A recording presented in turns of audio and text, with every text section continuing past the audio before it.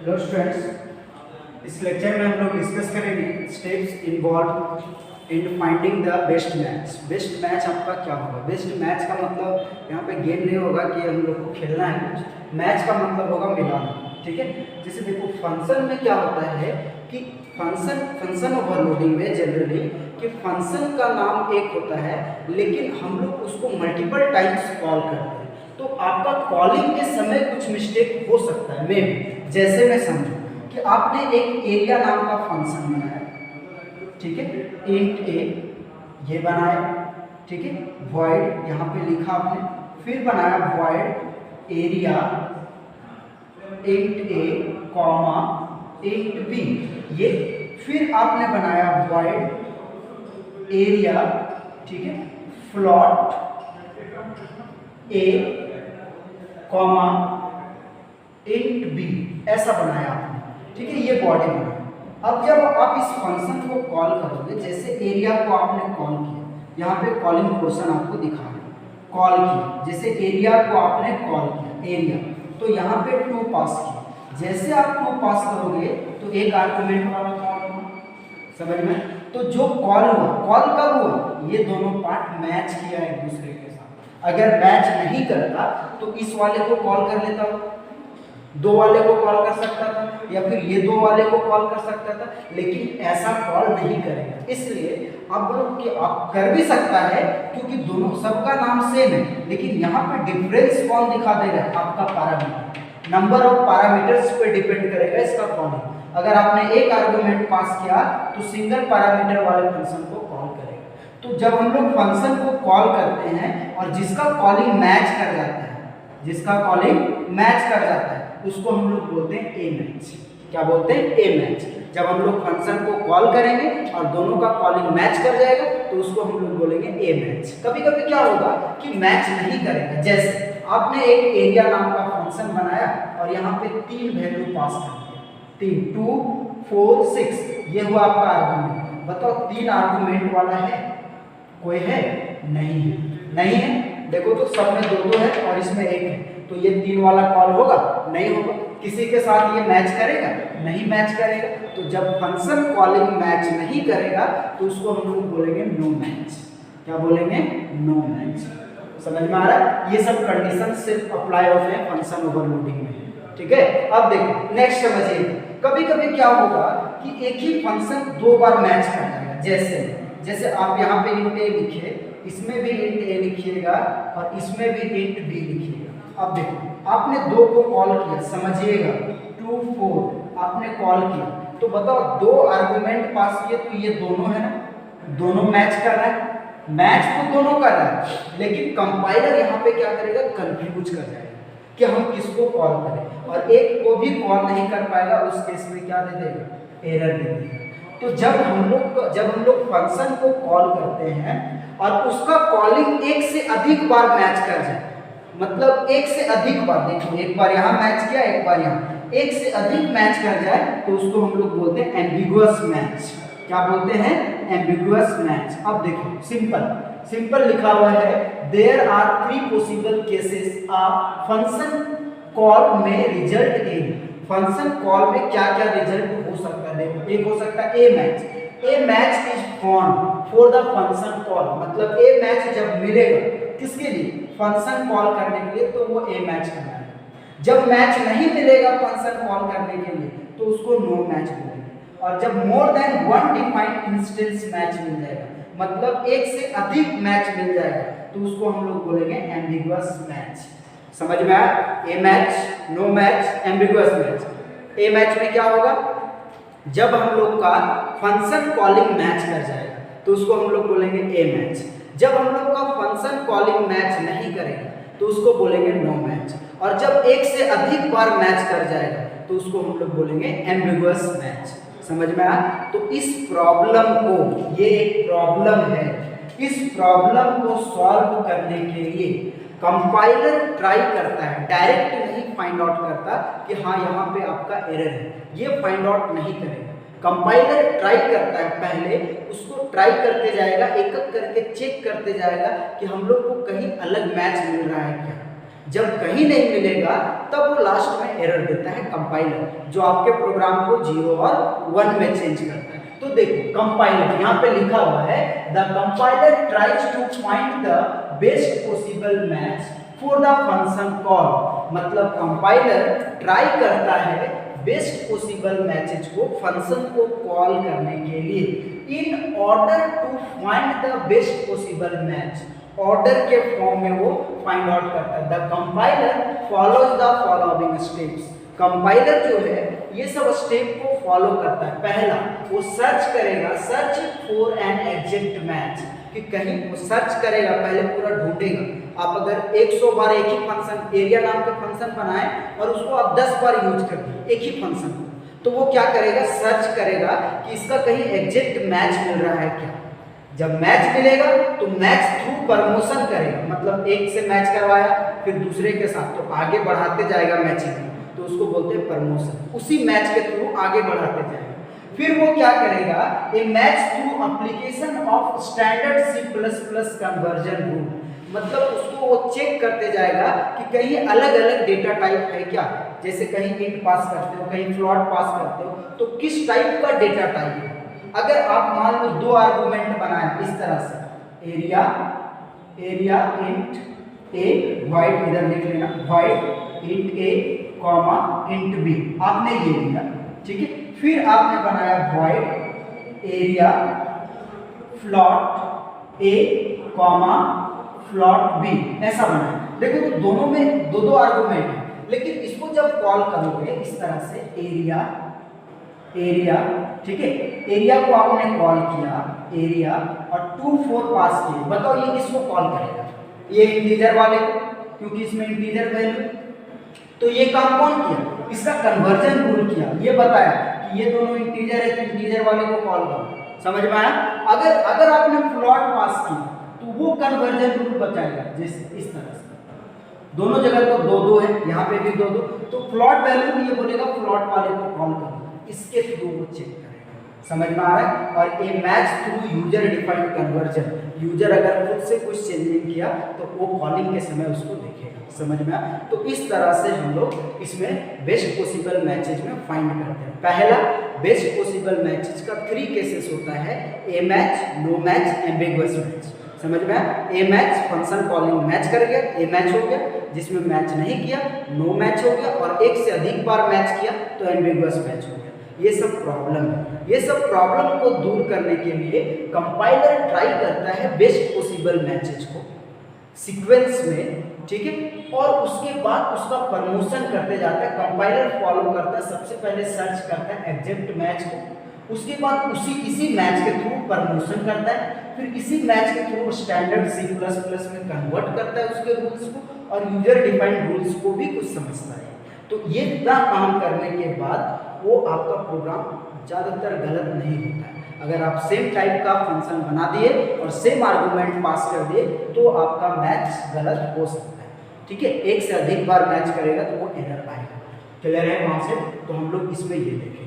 इसी से रिलेटेड एक बार फंक्शन ओवरलोडिंग से आपके एग्जाम में आउटपुट बताने वाला क्वेश्चन आए थे कि हम लोग आउटपुट को किस तरह से सॉल्व करेंगे। देखो इस टाइप के क्वेश्चंस पूछे गए थे आपके एग्जाम में, 2016 के एग्जाम में आया था, जो क्वेश्चन 3 मार्क्स में पूछा गया था।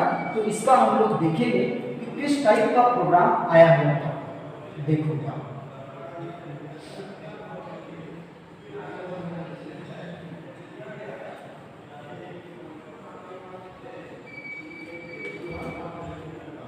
देखिए, ये क्वेश्चन था इस टाइप का, what will be output of the following programme किस टाइप का आउटपुट आया था। ये 2016 के एग्जाम में पूछा था, ठीक है। देखिए इस तरह से था, हैश पूरा प्रोग्राम लिखा हुआ है, इंक्लूड IOStream डॉट, ऐसा था, ठीक है। और उसके बाद में यहाँ पे लिखा हुआ था, क्या था, इंट एरिया, और लिखा हुआ था इंट s, ये लिखा हुआ था, on return S into S, ये लिखा हुआ था, कर्ली ब्रेसेस क्लोज। फिर लिखा हुआ था प्लॉट एरिया, ठीक है, और यहाँ पर लिखा हुआ था इंट एल और इंट बी, ऐसा लिखा हुआ था। और लिखा हुआ था रिटर्न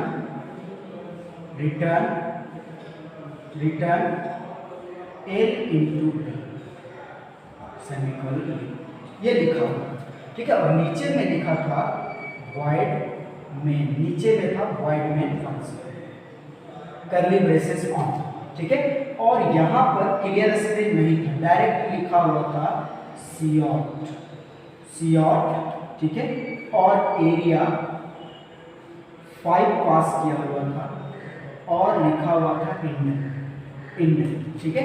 फिर लिखा हुआ था सीऑट एरिया यहाँ पर पास किया हुआ था, क्या पास ये क्या हुआ था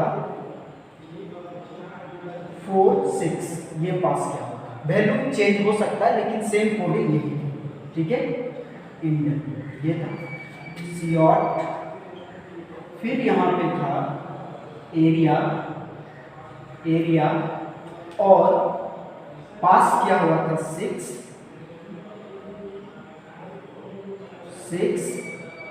कॉमा एरिया 3, फंक्शन के अंदर फंक्शन और इंडल और ये क्लोज किया, ऐसा प्रोग्राम आया।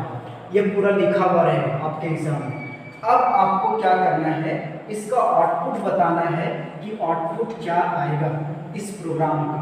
तो इस टाइप का प्रोग्राम आपके एग्जाम में लिखा हुआ है, तो आउटपुट क्या आएगा आप लोग रन करवा सकते हो। बहुत सारे स्टूडेंट ये 2 को रन करवाया था, इसमें आकर के फंस गया। कैसे हम लोग रन करवाएंगे वो देखो। ये है आपका आउटपुट जिसमें आप आंसर लिखोगे, ये है आउटपुट, इसका आउटपुट क्या है ये समझिए। देखो आपको पता है कि हम लोग का ये ऊपर में लिखा हुआ है, लेकिन हम लोग का फंक्शन यहाँ से काम नहीं करता है, समझ में आ रहा है। ये मेन फंक्शन से काम करता है, तो void main फंक्शन से काम करेगा। सीऑट मिलेगा, सबसे पहले एरिया मिलेगा, समझ में आ रहा है। एरिया जब मिलेगा तो एरिया में देखिएगा एक आर्गुमेंट पास किया हुआ, एक पैरामीटर वाले को कॉल करेगा। किसको कॉल करेगा, इसको, क्योंकि इसको एक वैल्यू चाहिए। तो ये सीधा यहाँ से इसके पास आएगा, ऑटोमेटिकली रन करना स्टार्ट करेगा और ये पहले नहीं जाएगा, साथ में वैल्यू लेके जाएगा, समझ में आया। अब ये जो 5 है वो एस में जाकर के पुट हो जाएगा। पुट होने के बाद इसके अंदर आएगा और एस के जगह पे 5 पुट हो जाएगा और इसके जगह पे भी 5।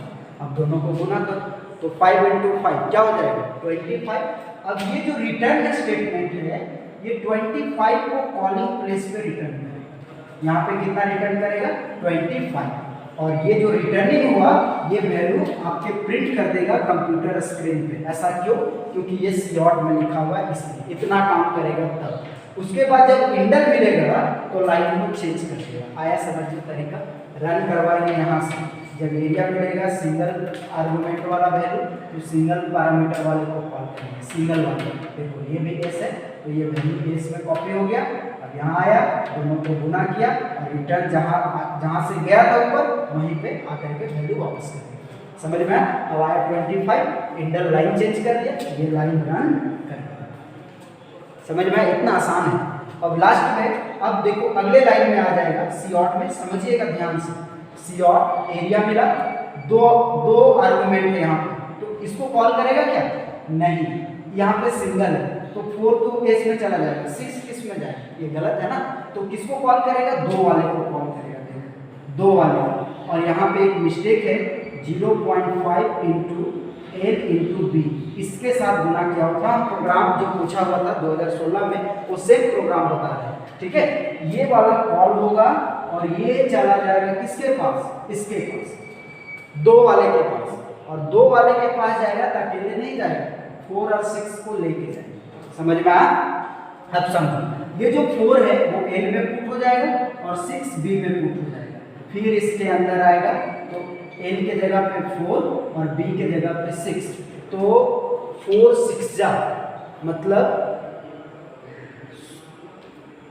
6 चौक कितना हो गया 24, तो 24 को हम लोग 0.5 से मल्टीप्लाई करेंगे तो ये हाफ है ना 1/2 है, तो इसका कितना हो जाएगा 12 हो जाएगा। क्या आएगा रिजल्ट 12 आएगा रिजल्ट। तो बताओ ये रिटर्न कितना करेगा, ये कितना रिटर्न करेगा 12। सो कहाँ पे कॉलिंग प्लेस, तो इसका रिजल्ट कितना प्रिंट करेगा 12। समझ में आया। और इंडेक्स जब मिलेगा तो लाइन को क्या कर देगा चेंज कर देगा।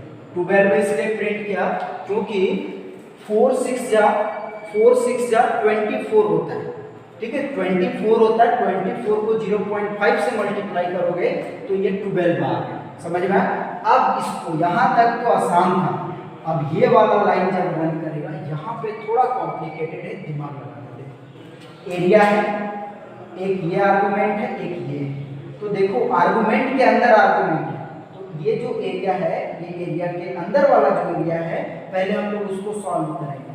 तो ये सिंगल वाला चला जाएगा एस के पास। ऐसा क्यों? क्योंकि इसमें एक वैल्यू पास किया हुआ इसलिए। अब एस में जाकर के 3 पुट हो जाएगा और 3 मल्टीप्लाई करेंगे तो 3 जा 9, और ये जो 9 है वो कॉलिंग प्लेस पे रिटर्न करेगा। ये वाला 9 कॉलिंग प्लेस कहाँ है यहाँ पे 9।